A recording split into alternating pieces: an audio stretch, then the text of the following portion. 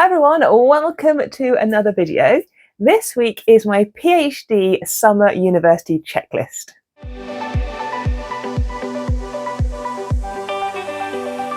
Hi, if you're new around here, my name is Caroline. If you're a returning subscriber, welcome back to our little academic home here on YouTube.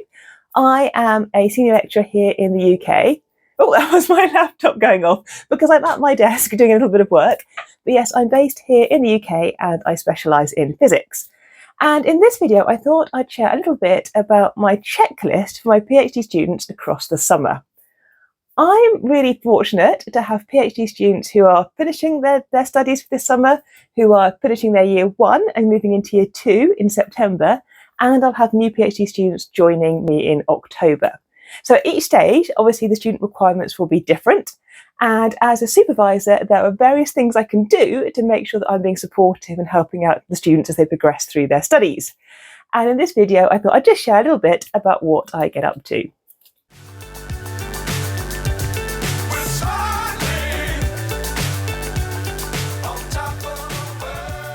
So if I take the student who's in their final year of study, they've actually just had and passed their viva, which if you're doing a PhD is a big moment. You know, that is the moment where you defend your academic work, your thesis to examiners. It will vary from country to country.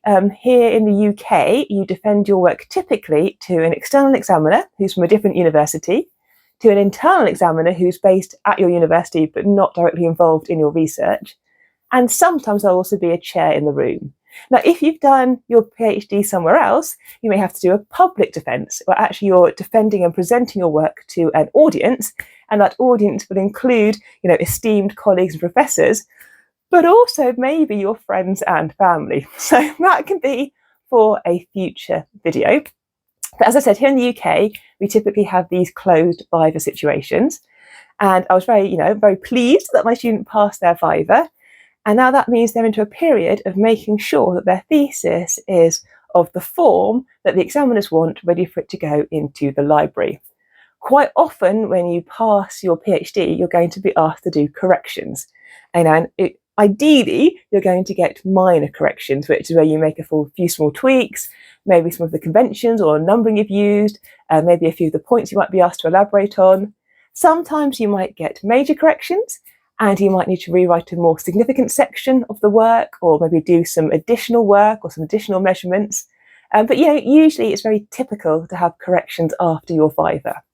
And so as a supervisor, my role really is to make sure that student knows what they need to do, knows what they need to change, and is going to be in a position to upload their thesis to our central team, so our postgraduate research awarding degrees team, with the corrected and the modifications to make sure that everyone's happy so they can get awarded their PhD. So, really then as the supervisor, you're just making sure that things are going all right for the student.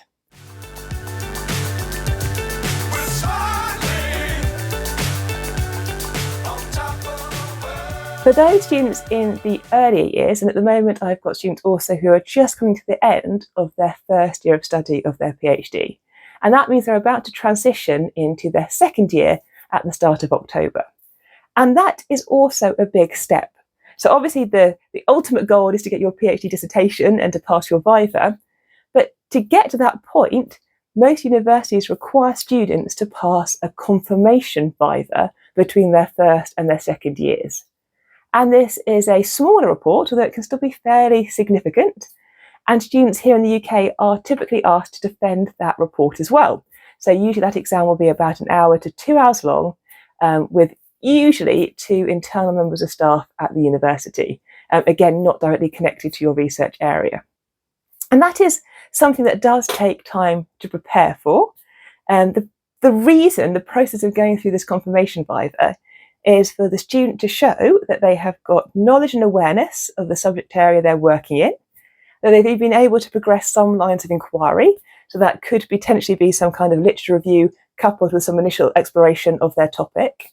And also to check the credibility of that research idea. Is it going to be a novel piece of work at the end of that study that will lead to an awarded dissertation and an awarded PhD? And that study needs to be achievable by the student. So it's no good saying you've got loads of fancy equipment you're going to use if you can't actually access that equipment. And maybe people are budgeting for things that are just too expensive.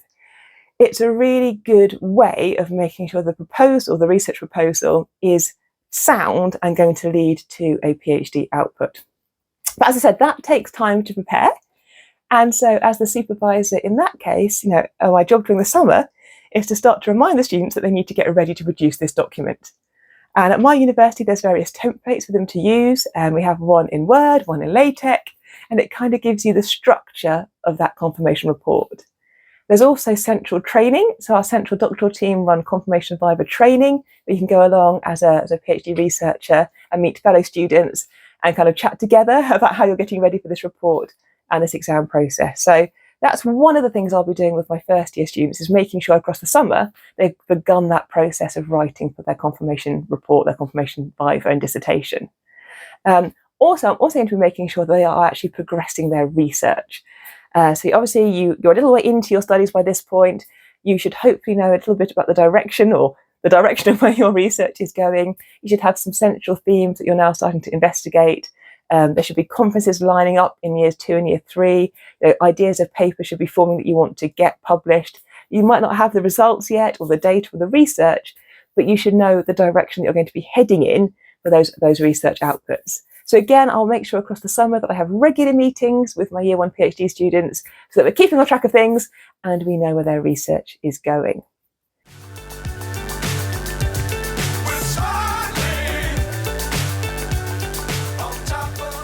And then excitingly, as students finish, and it's always delightful to see students qualify and to get their doctorates, I have new students coming in. So in October, I'll have new PhD students start with me. And again, this is the time over the summer that I need to begin to get things ready to make a smooth start when they begin their studies. And it's lots of little things, like I will make sure that they are registered on our systems correctly, that the contracts are going through. A lot of my students are supported by industry, and so we'll have a contract between the university and the industry partner, and the student will need to sign it, and I will need to sign it, and the industry will need to sign it, and the university IP will need to sign it. And that contract might have financial details if they're being supported by industry. It will have intellectual property details about the IP of who owns various bits within their project. It might have working arrangements, like where is the student going to be based? Is there going to be travel? How is the student going to be supervised? So will there be a combo team of academic supervisors and those from industry? So all of that will be in the contract, and I need to make sure I've looked at it and I'm happy with all the terms and clauses, and importantly that it gets signed. And that sounds really obvious that you should sign the contract. Sometimes in universities, that bit can actually be quite challenging to get the contracts through the various parties. And ideally, you wouldn't have a student start before signing the contract, although it has been known to happen that sometimes we do have to run and the contract kind of follows along behind. But yeah, contracts are important. I'll also be making sure that the student's going to have somewhere to physically sit if they're working in the department. Again, not all students will be based in the department. Some will be based remotely, some will be based in industry. But for those who are coming into the department on a regular basis, they need to have a desk, somewhere to put their bits and pieces and belongings, and they need IT on their desk. So again, it will vary university to university. Where I am, we have a policy that all new PhD students coming in are given IT, and it's usually a laptop because that allows them to dock to various stations around the campus. So again, I need to make sure that that's all correct, and also the requirements of the IT are correct. Quite often in the sciences, we might be using a Linux-based system, and I need to make sure that the IT is set up to support that particular operational platform, that software. So that all happens. Usually that happens kind of behind the scenes, so the student won't see that process ticking along. What I sometimes try to do as well is to bring the student onto the campus for a familiarisation visit before they start their studies. You can't always do that. If the student's working remotely or working somewhere else across the summer before, you can't bring them on. But if they are local or able to get to the campus, I'll invite them down and I'll arrange for them to meet current PhD students again in the group, just so they can have like a nice informal chat. I might give them a fresh look around the department of where things are, try to show them if I can where they'll be sitting, just to ease that transition from them joining us and then getting their feet down and being able to do some productive work. And amongst all of that, I'm also thinking about how I'm going to conduct my PhD supervision meetings when we come round to semester 1.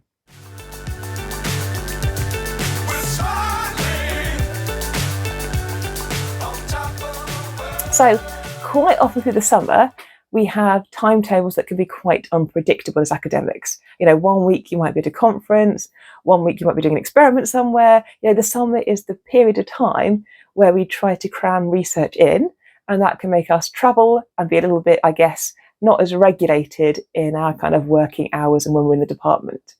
The second semester starts, I, as an academic, am locked back into a teaching timetable. So, I'll be teaching on certain days of the week and at certain allocated times. And what I try to do is find a good time for both the PhD students and myself to schedule our meetings around my teaching timetable. And again, this is going to vary depending on where you are. As a physics supervisor, I like to meet with my PhD students formally at least once a week. I set aside an hour usually for those meetings. Yes, I see them in between. We chat about things in the labs and in the corridors. But I like to give that space for at least that time each week to talk about any problems or issues. And again, I need to start to think about when I'm going to put those into the timetabling that suit both me and any requirements the students have. So the summer really isn't a time where I say to my PhD students, crack on, I won't be around. It's really a time where I'm making sure that everyone's progressing, that those who are finishing are going to get through to have their successfully awarded degree, that those who are mid-studies are able to move to the next year of their study, and to start getting things ready for my new incoming students. But let me know, what are you doing? Do you have like a strict plan that you do with your PhD students across the summer? Are you being supervised by an academic and it's not going well and you'd like more contact time? I think as supervisors, you try to do the best that you can, but I'm sure there's been times when I've both angered and delighted the students with either my availability or my requests or my requirements for things. But yeah, let me know whether you're a supervisor or a supervisee, a tutee, a PhD student. How are you going about things over the summer? It's a busy time here in the UK. The summer seems to be going really, really fast, and I feel like I'm not getting through my summer to-do list. Maybe I'll moan about that in a future video. But in the meantime, if you're new around here, maybe hit subscribe, join our academic space here on YouTube.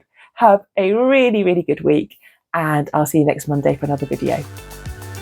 Bye.